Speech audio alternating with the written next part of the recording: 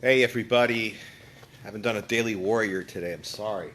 Got really swamped with some cool stuff. So let me set this up, get my water, and let's get to our topic today. If you look for trouble, you're going to find it. Okay, give me 1 second. Let some people get on board.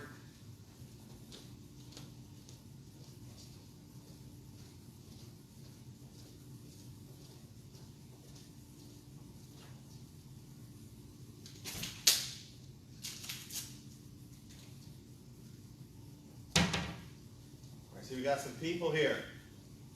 Awesome.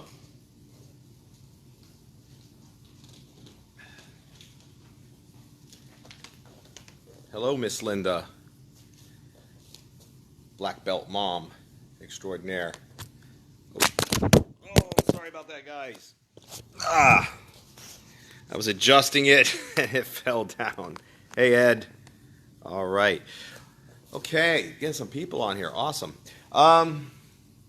If you saw my video on, I drink a lot of water. I don't personally drink Gatorade too much unless it's necessary. And you saw my video on Gatorade.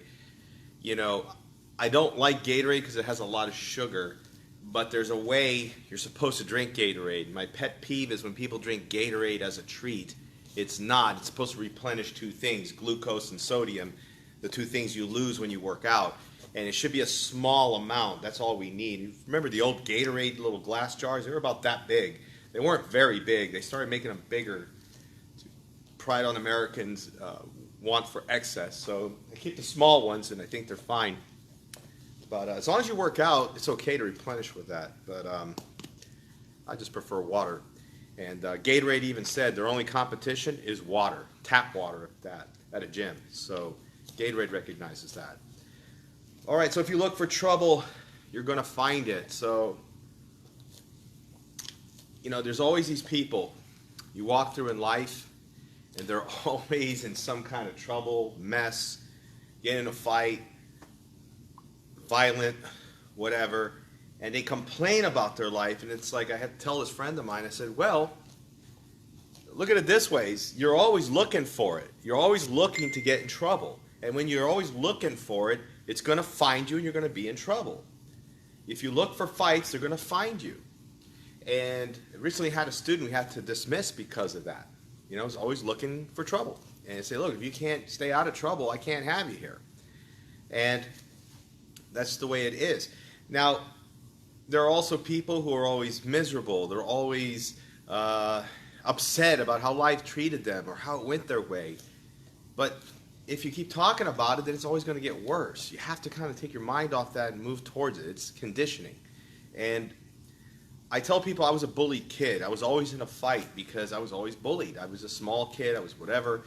And when I actually started taking martial arts, I got into less fights, less often, because the difference in change in attitude, not because I was a tough guy or a mean guy. That's farthest from the truth. But when you're going for it, you know, when you're confident and you don't look like anything bothers you, people leave you alone usually.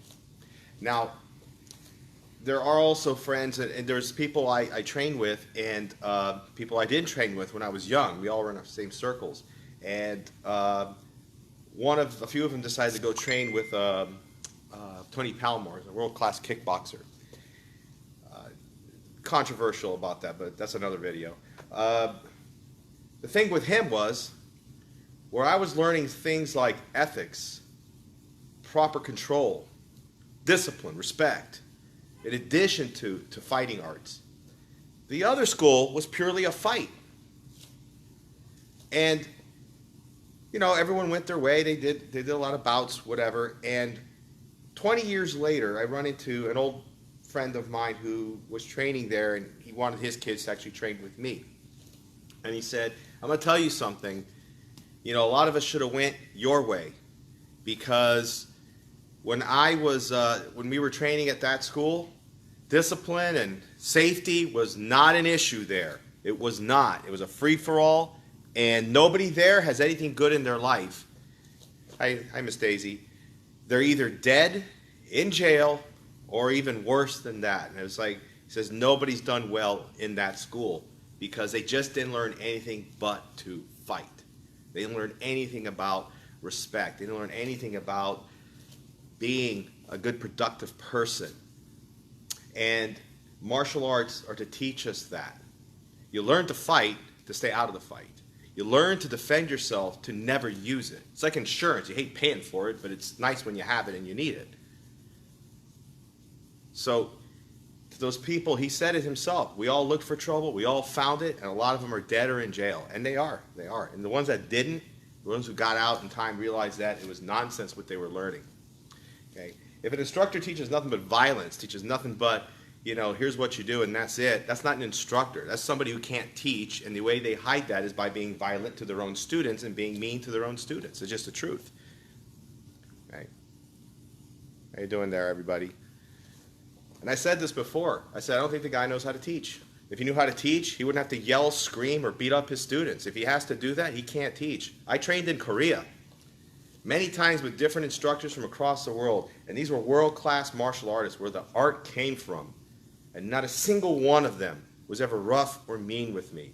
And they're appalled by how Americans twist it around. And they say, this is how it is. And I say, no, it's not. It's not how I treated you over there. And again, that same I'm looking for trouble attitude. I'm looking for it. And when you look for it, you find it. And many of these guys are in big trouble or not around anymore. So we need to educate our people, our children, especially children, that you don't look for trouble. You don't. Stay out of trouble. It's the best thing you can do in life. It's not being shy or chicken or whatever. I am farthest from that. I am farthest from being scared. Farthest from that. I've never been scared. Have I been fearful what could happen next? Yes, of course. That's life. You got to take a left or a right direction. But you also have to understand, and I tell people this, you are free to make any decision you want in your life. You can do it. You're free to do it. You're not free of its repercussions or what happens to you, positive or negative. So if you want to do negative things because it makes you feel good in the moment, it makes you feel powerful, go do it. But don't be sad when you have nothing around you anymore, or you're in jail, or you're dead. Don't be sad because you made that choice. Also, if you make a right choice, you know something's going to be positive, it could benefit you and everyone around you, you're not free of what happens with that either. The positiveness, the things coming into you. Okay? No trouble, or whatever it is. Okay? Not everyone's going to agree with you. That's fine in life. That's why we have yin and yang. No one's going to agree with you. Left, right, up, down, whatever. There's opposites. They don't agree with you, that's fine. They don't have to agree with you. But what we do have to do is respect each other. All right, so that's it. Don't look for trouble, guys. Just stay out of it. That's my message of the day. Have a great one. See my old high school buddy here, Mike Braswell. Good seeing you on the call, sir. Hope you're doing well. Miss Rosales, mother of student number 1, year 1 here at our academy. Daisy, our black belt, or soon to be black belt, mom of a black belt and near black belt also. All right, see you all later. Have a good